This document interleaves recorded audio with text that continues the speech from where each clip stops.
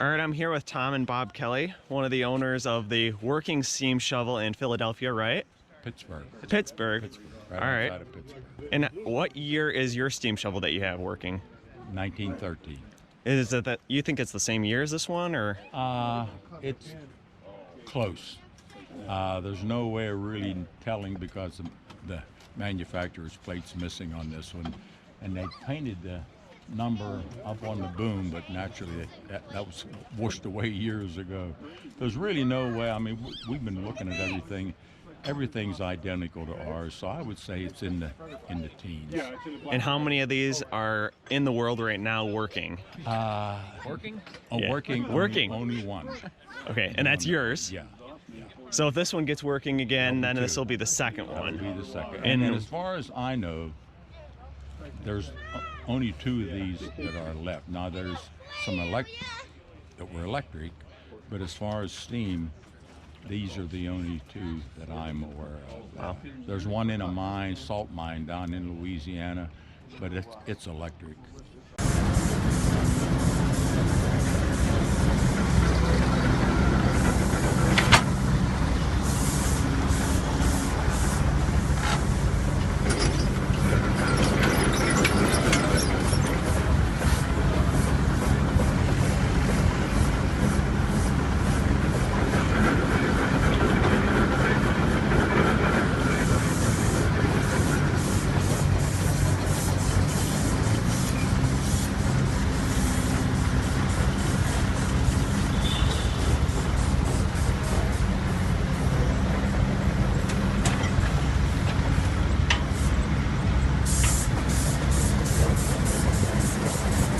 And this one's more rare because it has the horizontal crowd.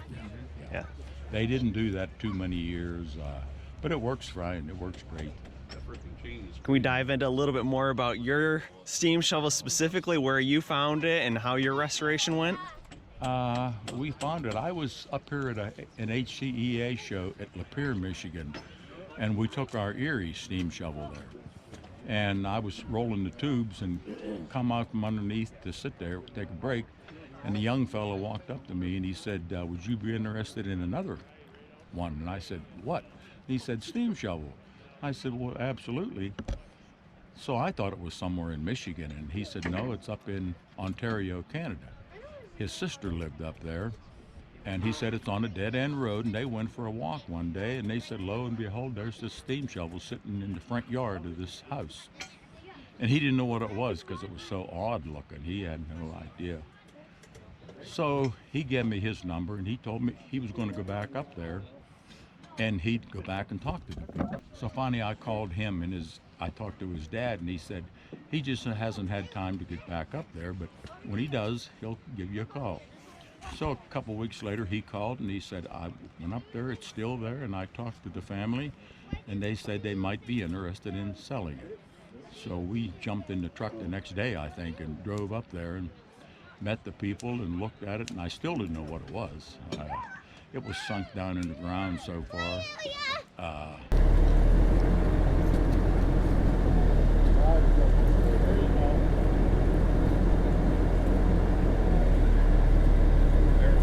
You're gonna have to hook this up. Back down around here now, put.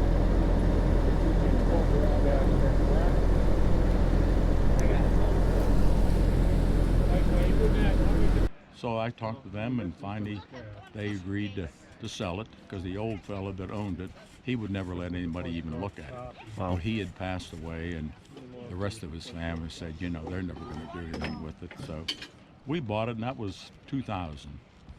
And we went up in 2001, wasn't it? And jacked it up, got it, and whenever we jacked it up, lo and behold, we found the manufacturer's serial number plate and gave us all the information, and we knew exactly what it was. But yeah, it took about, I don't know, 3 years to finally get it completely restored and up and running. 2005 was the first year we took it to our show at Bronzeville.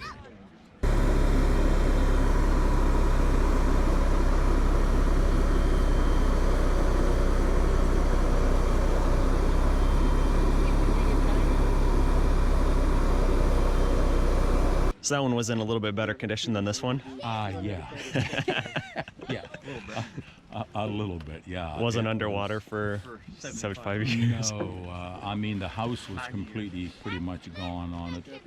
But there was still some roof left over it, and that helped to protect it. And surprisingly, everything freed up on it. There's no pilot shaft into this housing, is there? No, no.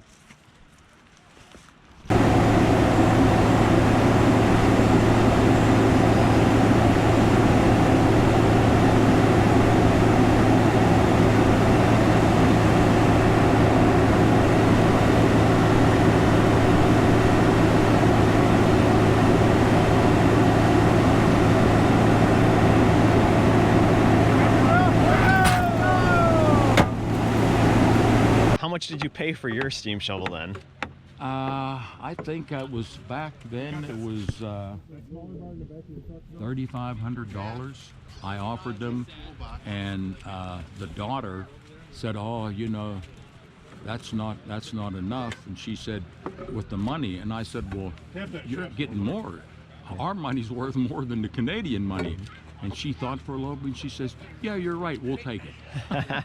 And how much did you have in the rebuild and restoration of it? Oh, I don't, you know. Right. My grandson did he's a machinist, he did all the machine work.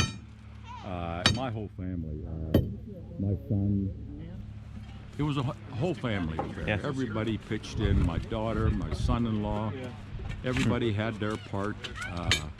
And it took, like I say, 3 years, and but it was, you know, that's what made it great. It was a good family affair.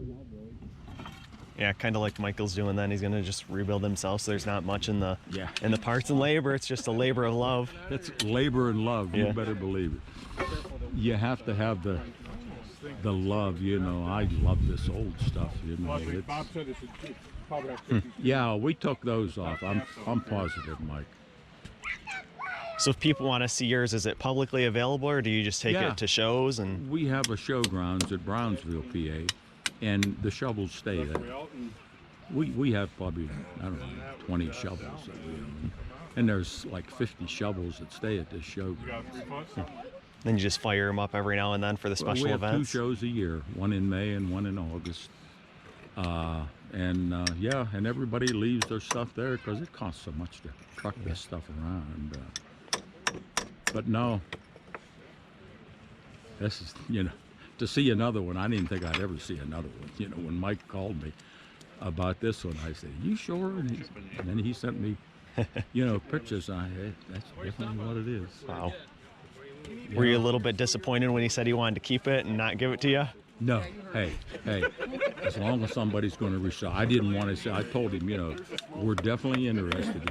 You know, don't let it get scrapped. Don't let anybody, and he, well then, you know, he said, well, you know, some of the people up here thought it ought to stay here. And I said, that's fine. Yeah. Yeah, there was actually a contemplation about leaving it if these dams are potentially rebuilt and letting it go back underwater for fish habitat again. Oh my. Crazy. Yeah. Yeah, well, hey, hopefully, he's got his work cut out for him. Yeah. But, you know, he's a mechanic. You know, he's got the tools, he's got the means and the knowledge to do it. And but I told him, you know, you got to watch, you know. He said he had a lot of people offer help. And I said, sometimes that's not good.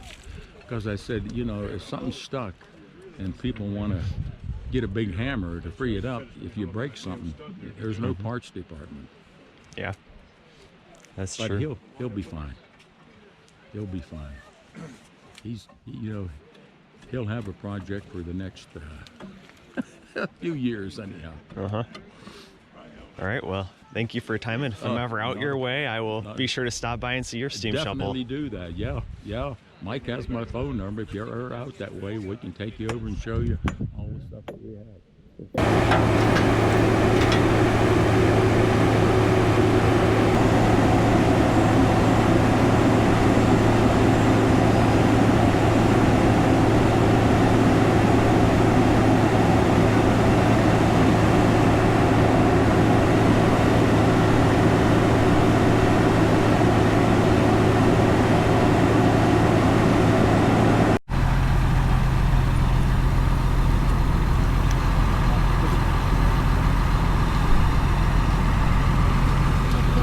Yeah.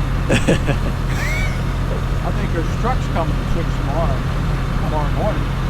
So we better be ready to load it.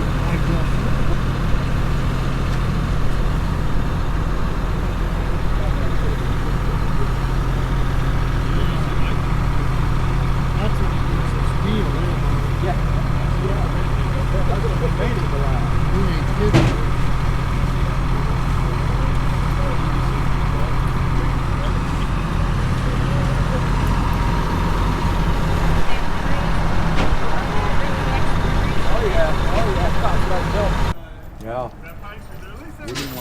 You're gonna have to buy a summer home up here, aren't you? I told you before, I want lots of pictures. As your work progresses, I want lots of pictures. Oh yeah, we probably get some dogs free now from the unlock the wheels. Hey, when they started rolling, I thought, shit, that's great. Yeah, if we could have just got her to swing, but I mean, there's a good chance that once we get it power washed up, we could get. Yeah, well, there's just so much crap underneath those rollers and Zebra mussels and all things. that. Yeah. I never saw one of them before. I didn't know what a zebra mussel was. You gonna take some with you? No, I don't want to. They look like they're all dead. Well, I guess that's what they do in the bottom of the lake anyways. Yeah. Okay, now. I want a progress report once in a while. Well, you know. Some pictures. Don't laugh. Don't laugh, I'm not saying I want one tomorrow, but I'll call you tomorrow when I get. I'll definitely get a picture Monday when I get every power washed up. So. Yeah. And you're still going to go tomorrow with a metal detector and yep, see we're going to go dig in that hole and you might be able to find those bearings. I wish. I mean, that's a. That would be neat. When I seen if those you could caps, find I was them. like, oh man. Yeah. How did it fasten in the front? Where did it hold it off the pivot? There's got to be two of those There's caps. another one up in the front there. But I don't see where it would have. Well, I looked too, and I couldn't get underneath there enough to. I wasn't going to lay on the ground. Oh, I mean, it almost looks like it's two blocks. It's bolted through. Yeah, I thought when it was on the trailer that I could see underneath. That's the thing. You probably chucked loose. I didn't. You thought it would hold up pretty tight to where that drive is. Well, it has to be held up tight. That's what I mean. Yeah, because when we took ours off, and I put it back on, I had to make some shims and stuff to get it up there. And see, yeah, it's way.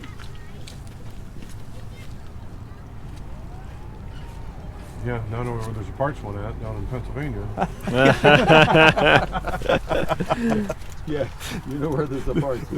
It's all part right now. I mean, the house is on a trailer already. I can just go down and get it. You look onto that and take off. We won't know. They're still greasing this grease. Yeah, there was a couple other ones on the motor. That's probably why I didn't want to swing. Well, you didn't turn them. Nobody Remember needed to go greasing around them. and turn all of them.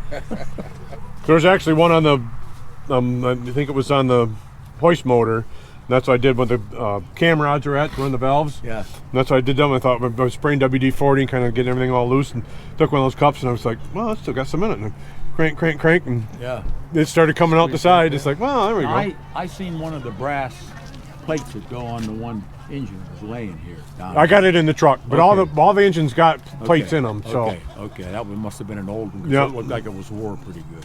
I was actually using it for a scraper at first because I think that it must have been like a toolbox here. Yeah. This is where I found all the nuts and bolts and all Okay. kinds of other fasteners and stuff. Okay. And I found that brass slide in there for the motor, and it's like, "Man, this makes good for getting zebra muffled up. I don't know what it's for. You don't but know what it's for. Yeah. 'cause I couldn't tell what it was on when it was on the motors in the back. And we did get some extra, and they were in the toolbox of the brass for on the engines. They're on a taper, and you got a screw. When you want to take them up, you loosen the lock nut and you screw it down, and that draws that up and makes it tighter on the crank for the Okay. engine. Yep. And we did have a couple that for a pattern, to get it made. Well, like I said, I'm not the brightest guy in the world, but I know how to copy. I know there's one to copy.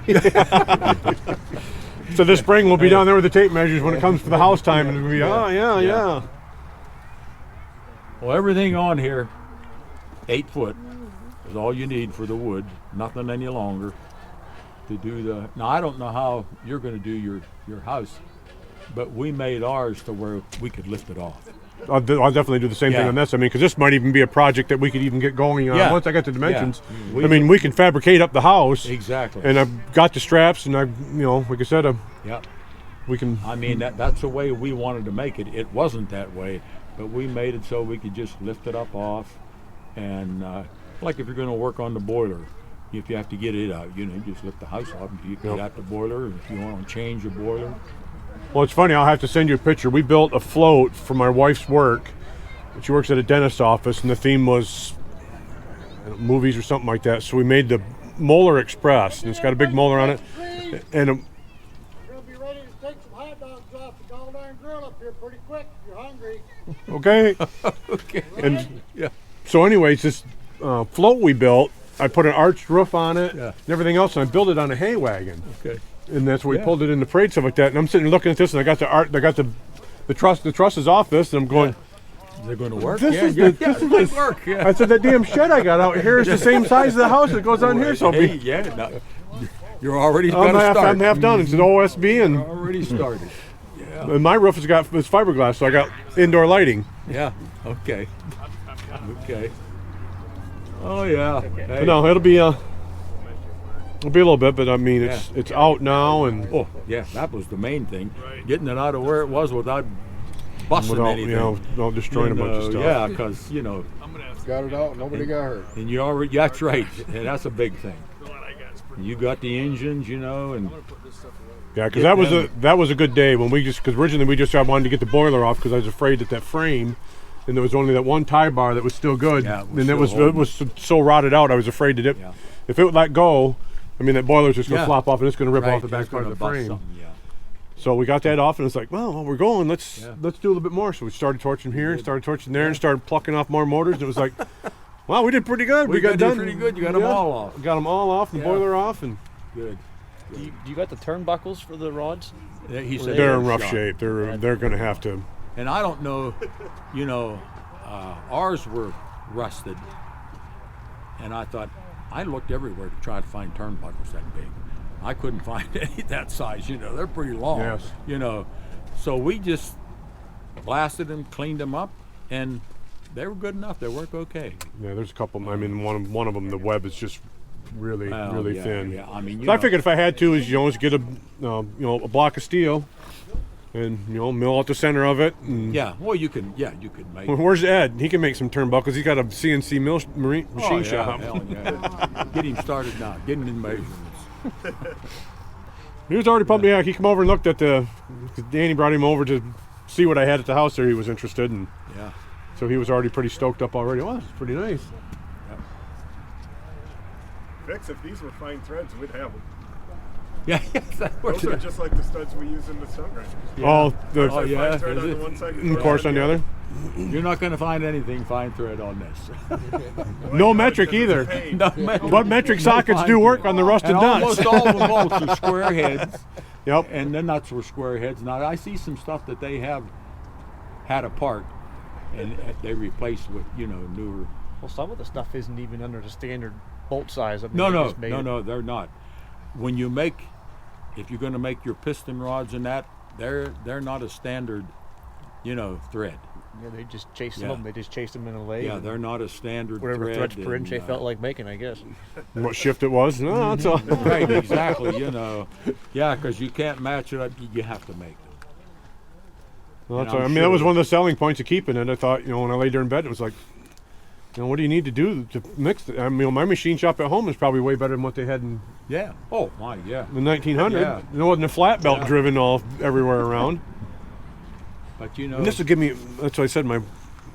I got a bad habit of buying my wife birthday presents and Christmas presents that I can use, so she might be getting a new lathe. look what you got her for this Yeah, birthday. You yeah. got her a shovel. Well, where's the bow in this? more can any woman Happy want? birthday! They couldn't ask for anything more. Now, how many women can say they got a shovel for their birthday? Well, I think she's got a rake before. And a mower, a lawnmower maybe. Yep, I think we'll take this and go to Discount Tire and we'll put some 22s on it.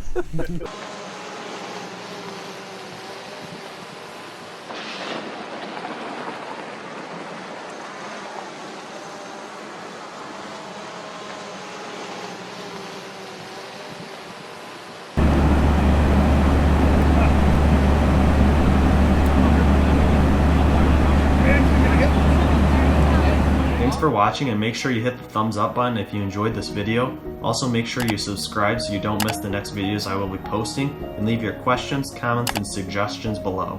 As always, I just want to give a massive thanks to the people who support me on Patreon. Never underestimate the value of your contribution to keeping this channel going. Thank you.